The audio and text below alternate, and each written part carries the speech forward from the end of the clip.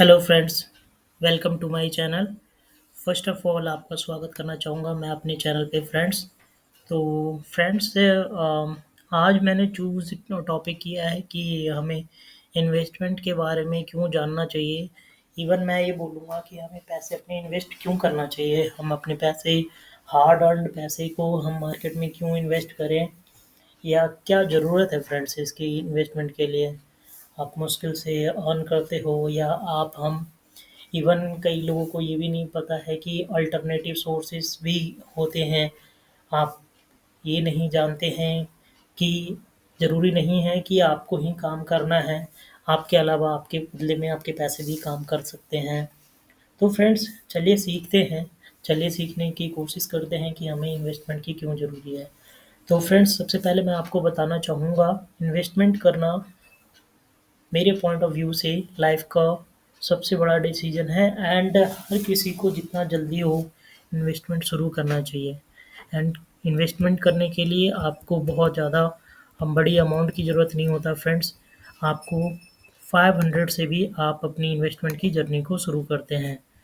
तो आइए फ्रेंड्स चलिए सीखते हैं कि हमें इन्वेस्टमेंट क्यों करना चाहिए। ठीक है फ्रेंड्स। तो ये देखिए अगेन मैं आपके पास आपके साथ में लाया हूँ ज़ीरोधा के वार सिटी पे। तो यहाँ पे इन्होंने एक्सप्लेन करने की कोशिश किया हुआ है कि ये क्यों ज़रूरी है फ्रेंड्स। तो आपको मैं बताना चाहूँगा कि इनके थ्रू पहले पढ़ते हैं, फिर मैं अपने पॉइंट ऑफ व्यू थोड़े से ऐड करूँगा friends. Before we address the above question let us understand what would happen if one chose not to invest.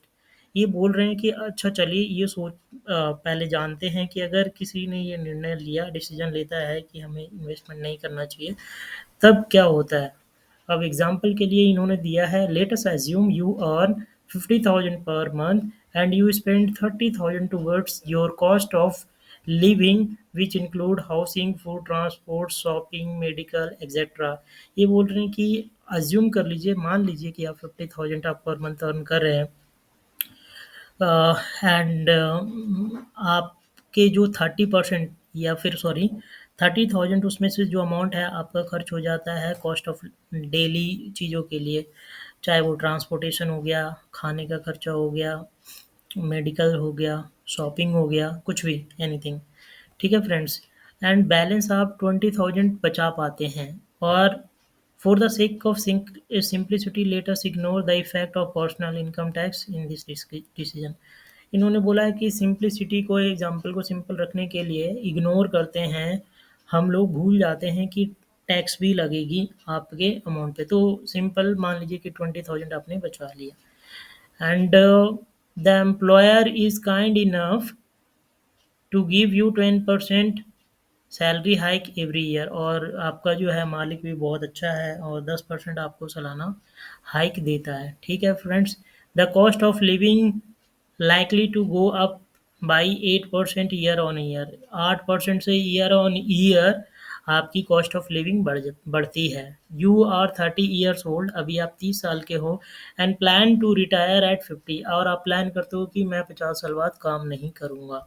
This leaves you with 20 more year to earn. You don't intended to work after you retire. आपने निर्णय लिया है कि आप जब retire होंगे तो उसके बाद नहीं काम करेंगे। तो इन शॉर्ट इसकी थोड़ी सी कैलकुलेशन देखते हैं कि क्या हुआ। ठीक है फ्रेंड्स। और 20,000 आपकी कैश में है। तो ये था आपका ईयरली इनकम और ये आपका एक्सपेंसेस था और ये आपने सेव कर लिया। इसमें आप जाओगे, आपने कितना सेव किया फ्रेंड्स, 20 साल में कंटिन्यूस सेविंग किए हैं आप और 17 लाख आपने बचा लिया, सॉरी 1.7 CR आपने सेव कर लिया है। मतलब 1,07,00,000 आपने बचा लिया है फ्रेंड्स। अब ये 1.7 लाख कितना, आपको क्या लगता है फ्रेंड्स, आपका कितना चल पाएगा, अगले कितने टाइम तक आप इसको मैनेज कर सकते हैं। After you retire assuming the expenses will continue to grow at 8%। मान लीजिए कि जब आप रिटायर हुए थे तो 8% के हिसाब से फिर भी एक्सपेंसेस बढ़ रहे थे। ठीक है। And 1% CR is good enough to sail you through रफली about 8 year of post retirement life. ये बताते हैं कि इस कैलकुलेशन से आपकी सिर्फ 8 साल में ये पैसे पूरे खत्म हो जाएंगे। 8 year onwards you will be in a very tight spots with literally no saving left to back you up। हाँ फ्रेंड्स, इस हिसाब से जो इस एग्जाम्पल है, इस एग्जाम्पल को एज इट इज़ मान के चलें तो 8 साल में आपका फंड ख़त्म हो जाएगा। फिर आप क्या करेंगे फ्रेंड्स? तो इसके लिए आपको ज़रूरी है कि आप इन्वेस्टमेंट करें, आप अपनी प्लानिंग करें। एंड इवन सिर्फ रिटायरमेंट के लिए प्लानिंग नहीं होता है, आप अपने अलग अलग गोल्स रख सकते हैं लाइफ में। किसी को अपने बच्चे की शादी करनी है, किसी को हाई एजुकेशन के लिए रखना है, कोई फ्यूचर अनवांटेड सिचुएशन से बचने के लिए। एंड क्योंकि लाइफ है, लाइफ में कुछ भी कभी भी कुछ भी हो सकता है फ्रेंड, तो उनको उनसे बचने के लिए आप ये सेविंग कर सकते हैं एंड मार्केट में इन्वेस्ट कर सकते हैं। चलिए, अब मैं आपको ले चलता हूँ ऑनलाइन। मैंने ये ओपन कर रखा है म्यूचुअल फंड सही है डॉट कॉम की कैलकुलेटर को। ठीक है फ्रेंड्स, आप 20,000 वहाँ पे बचा रहे थे, 20%, 20,000 बचा रहे थे, उसमें से 20,000 में मात्र आप 10,000, तो उसका 50% भी अगर आपने मार्केट में इन्वेस्ट किया होता एंड आपको 14% मिलता। सिंप्लिसिटी के लिए ले लिया, इवन ये 15% तक रिटर्न अभी तक निफ्टी ने दिया है। तो भी फ्रेंड्स आप सिर्फ विथ आप 10,000 से 20 साल में आपके जो फंड ग्रो हुआ हो चुका होता 1.3 सीआर तक हो जाता फ्रेंड्स। जो कि अगर आपने 20,000 कर दिया होता तो क्या होता है, इसको एक बार देखिए आप। ये बोल रहे हैं 2.6 सीआर तक आपका इजीली ये हो जाता फ्रेंड्स, जो कि उसमें आपको आधा दे रखा था। ठीक है, अब इसको थोड़ा सा एक और आपको थोड़ा सा मैजिक यहाँ पे दिखाना चाहता हूँ। इसको बस फंड को थोड़ा सा और बढ़ाया, ये देखिए आप कितना हो रहा है। तो आप देख रहे हैं फ्रेंड्स, आपको कितना आराम से पैसा बन सकता है। आपने सिर्फ उस पैसे को क्या किया है, सिर्फ ड्यूरेशन आगे तो छोड़ दिया है, कुछ नहीं किया। तो देखिए क्या कितना बढ़ते जा रहा है, कितना बढ़ते जा रहा है फ्रेंड्स।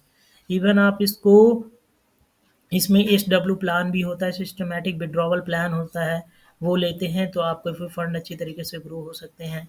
अब मैं आपको थोड़ा सा कुछ और अच्छी तरीके से एक्सप्लेन करने के लिए फ्रेंड्स आपको ये चार्ट पे ले जाना चाहूँगा। ये देखिए, ये सेंसेक्स का चार्ट है, मैंने वीकली चार्ट ओपन किया हुआ है। ठीक है, इसको थोड़ा सा मैं मंथली करता हूँ क्योंकि अदरवाइज बहुत लंबा चार्ट हो जाएगा। ठीक है, तो अब आप देखिए कि मैंने ये मंथली चार्ट ओपन किया है, तो ये आप देख रहे हैं कि अगर फॉर एग्जांपल यहाँ पे सिर्फ ये 1951 का था, कब की बात है, 1998 में। और आज ये मार्केट कहाँ तक जा पहुँची है फ्रेंड्स, आप देख सकते हैं। ये फ्रेंड्स, सॉरी, ओके, सो ये फ्रेंड्स आज की डेट में 62 तक गया है एंड आज की डेट में ये है 57 पे। ठीक है फ्रेंड्स, तो आप समझ सकते हैं कि इसमें कितनी पावर है। और मैंने ये सेंसेक्स दिखाया है।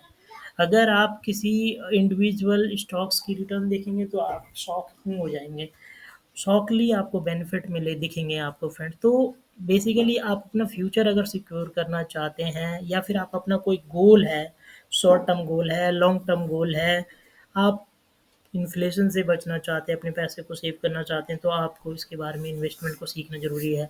एंड इन्वेस्टमेंट को सीखना फ्रेंड्स ज़रूरी नहीं है कि आप रिस्क ही इन्वेस्टमेंट कीजिए, ज़रूरी नहीं है कि अगर आपको इन्वेस्टमेंट आपको पूरी स्टॉक्स में ही करना चाहिए। लिक्विड फंड्स हैं और भी बहुत अलग तरीके की स्कीम्स होती हैं जिसके बारे में प्रॉपर आपको नॉलेज होना चाहिए। एंड इसी नॉलेज को मैं स्प्रेड करने के लिए, बताने के लिए फ्रेंड्स, मैं वीडियो लगातार डाले जा रहा हूँ।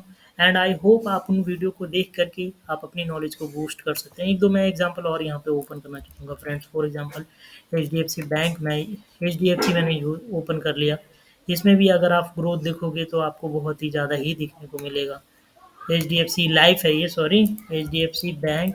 आप कोई सा भी मतलब आप प्रोडक्ट उठाइए, आपको सब में ऐसे ही सॉलिड रिटर्न्स आपको दिखेंगे मोस्टली में। हाँ, कुछ आपको इसमें डेंजर भी स्कीम्स होते हैं। आई मीन कि डेंजर का मतलब है कि अगर आपके फंड उसमें नुकसान होने के भी चांसेस हैं। बट इसके लिए ज़रूरी है कि आपके पास नॉलेज अच्छा होगा, तो आप ज़रूरी है कि आप उन रिस्क से बच पाएंगे। एंड मैं कंटिन्यूअस वीडियो डाल रहा हूँ फ्रेंड्स, तो आई होप मेरी वीडियो को देखिए, जानिए। एंड कहीं आपका कोई क्वेश्चन है तो प्लीज़ मुझसे पूछिए, and I will be very happy to answer all your questions. And please do not forget to like and subscribe my channel, friends. Thanks a lot. I I I am willingly I sorry, I would like to teach you more on this topic in my upcoming videos. I hope you will support me through liking and subscribing. And please, if you like my video, please don't forget to share among your friends. Thank you. Thanks a lot for your love and support. Thanks a lot.